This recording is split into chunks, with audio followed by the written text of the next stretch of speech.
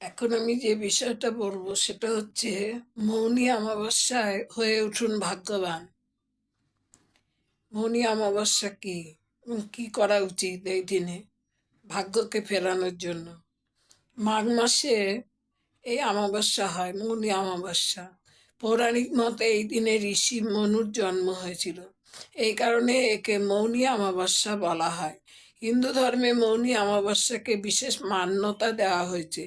এই দিনে সুনির্দিষ্ট সময়ে পূজা পাঠ, দান ধ্যান, স্নান করলে কয়েক গুণ ফল লাভ হয়ে থাকে।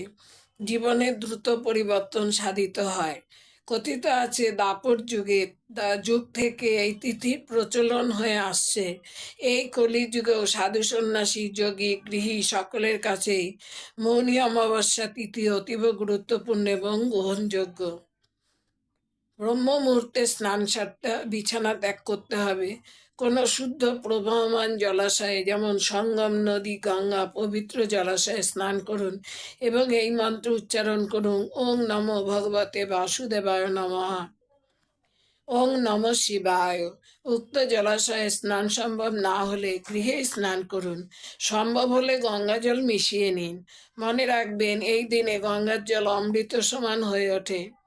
যারা নিজ গৃহে স্নান করবেন তারা অতি অবশ্যই স্নানের সময় বলুন এই গঙ্গা মন্ত্রটি: ওং নম গঙ্গায় বিশ্বরূপিণী নারায়ণী নম নম নম নমঃ। এতে গঙ্গা স্নান ফল প্রাপ্তি হয়ে থাকে।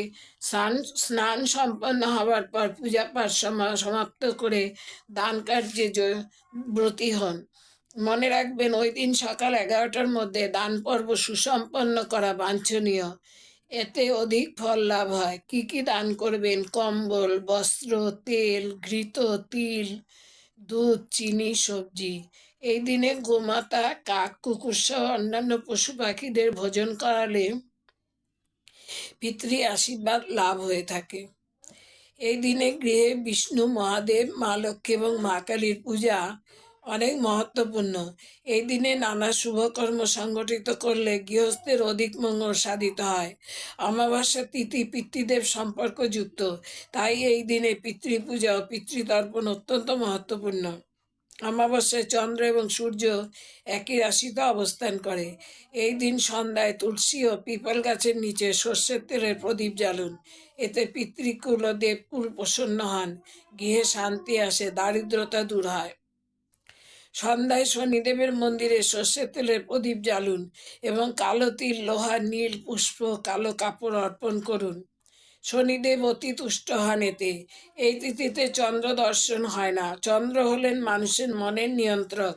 এই কারণে মানুষের মন এই দিনে অতি চঞ্চল ও অস্থির হয়ে ওঠে।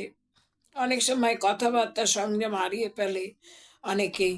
আর তাই এই নিয়ম মৌন হয়ে থাকাই মঙ্গলকারক। এই দিনে মৌন হয়ে থাকাই মঙ্গলকারক।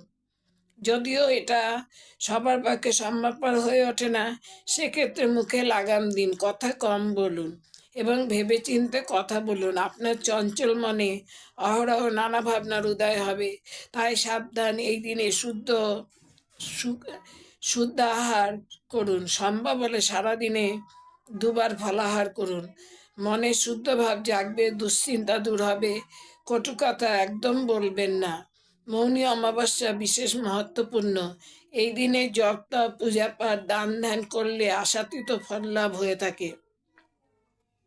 তাই এই দিনটি সকলে অতি নিষ্ঠার সহিত পালন করুন। মৌনী অমাবস্যা তিথিতে প্রয়াগ স্নান অত্যন্ত গুরুত্বপূর্ণ। এই কারণে এই তিথিতে কুম্ভ স্নানে সাধুসন্ত গৃহীরা এত ভিড় করেন। কথিত আছে এই দিনে শেষ রাতে দেবলোক ও অদৃশ্যলোক থেকে মহাত্মারা নেমে আসেন কুম্ভ স্নানে, কারণ এই সময় প্রয়াগের জল হয়ে ওঠে ঊর্জাপূর্ণ। বিষ্ণু পুরাণের বর্ণনা করা হয়েছে, শুক্লপক্ষ তিথিতে যেমন দেবাত্মা ও মহাত্মাগণ সক্রিয় থাকেন, ঠিক তেমনি কৃষ্ণপক্ষ অর্থাৎ অমাবস্যায় দানবী আত্মা, অশুভ আত্মা, অপকৃষ্ট আত্মারা অতিমাত্রায় সক্রিয় হয়ে ওঠে। এই তিথিতে ভূত, প্রেত, পিশাচ মানুষের ওপরে প্রভাব বিস্তার করতে সচেষ্ট হন। এই কারণে মনুষ্যকুলে সতর্কতার প্রয়োজন। এই পর্যন্ত বললাম।